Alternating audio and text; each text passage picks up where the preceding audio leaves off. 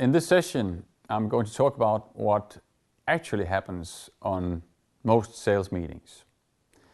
I find it stunning, not to say amazing, that when I walk into an office with a potential new client for the first time, as I mentioned in my earlier sessions, I always try to target the top guys, for example, the CEO, or maybe a sales director if he has his own budget. But very often I have both the CEO and the sales director in there. And then I start interviewing them about what actually goes on in their sales process. I even ask them what actually happens on the specific sales meeting when one of their sales guys goes into a meeting with a potential client. And it's very common that the CEO, or at least the sales director, will tell me that they do everything right. I ask them about, are they good at asking value-based questions? Are they really listening to their customers? Are they trying to find a potential challenge with some value attached to it that they can use to make a good proposal? And normally both the CEO or at least the sales director tell me that, yeah, that's exactly what our guys do. Unfortunately, it almost never is the way it works. What I sometimes offer them is that I go on a single sales call with their best sales guy. And in that meeting, I simply join the sales guy on the meeting. And in that meeting, everything goes wrong. Or at least they do not work the way that they're supposed to work, or even the way that the sales director think they work.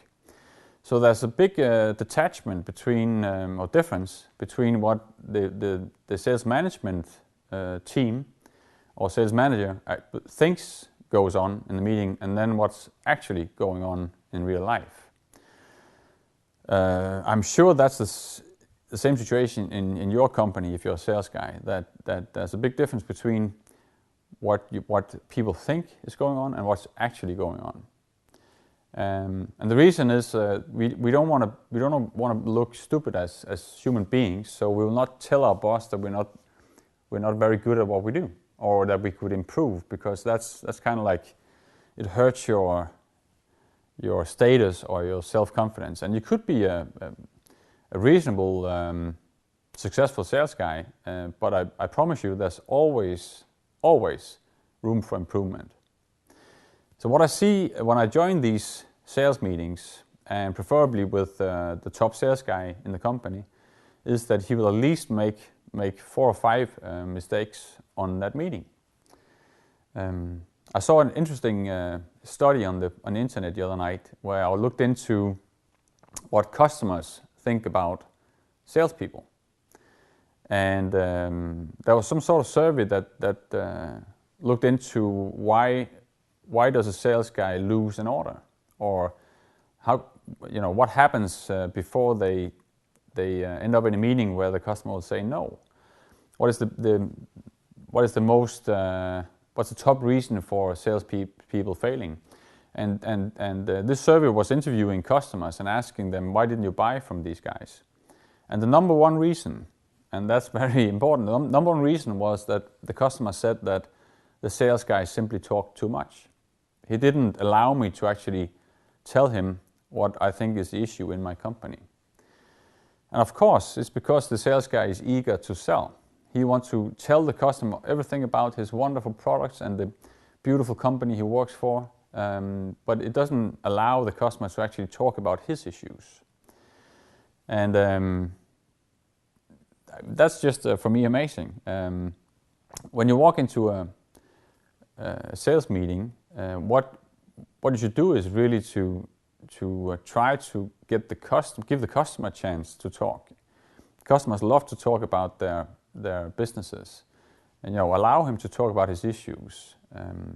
Help him understand his issues by asking the right questions, and we're going to talk much more about that in other sessions as well. But the number one reason is that salespeople talk too much. So, remember when in one of my first sessions I talked about what sales is about, and sales is really about, number one, a human relationship where you create some sort of trust level before people will will work with you. So that should be your number one goal for the meeting, is to create trust. Have this potential client evaluate you as a human being and what you're trying to achieve.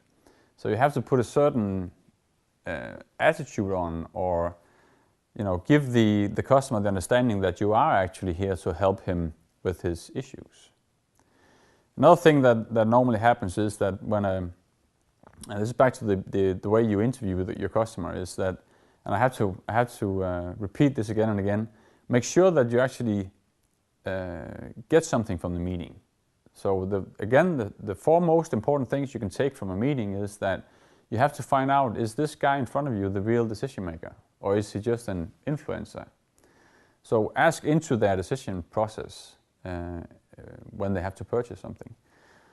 Also, how critical is this issue that the customer is talking about? Why are they looking for help? Since you're there must be something they're looking for.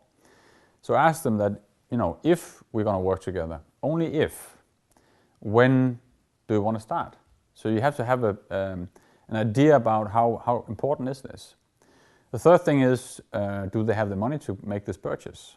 And the fourth and most important thing is, again, remember your next step. If you did not bring back a next step from your meeting, you just wasted a meeting. But look yourself in the mirror again. I talked about this before. When you go into a sales meeting, be honest, at least to yourself. There's definitely some things you can improve. And also, when you talk to your sales manager, when he asks you, be honest. The sales manager's most important thing, or most important job is, and that is his job, is to help you become more successful. And normally, one person can only imagine so many things. That's based on his experience and the way he's brought up and so on. So you need someone you can spare with, someone that you can play ball with when you talk about how to close this customer. So be honest to your sales manager as well. That'll make you a much better sales guy. So tell people what's actually going on in the sales meetings, and look at yourself and trust yourself enough to actually not fool yourself. Look at yourself in the mirror and say, what actually happened here? Spend those 3 valuable minutes in the car after a sales meeting. Go through what happened. Write down what you actually got from the meeting, and learn from that. Learn. Always look to improve. Always look after you'll be on the next meeting. I'm going to be a little bit better. What can I improve? Okay? Thank you.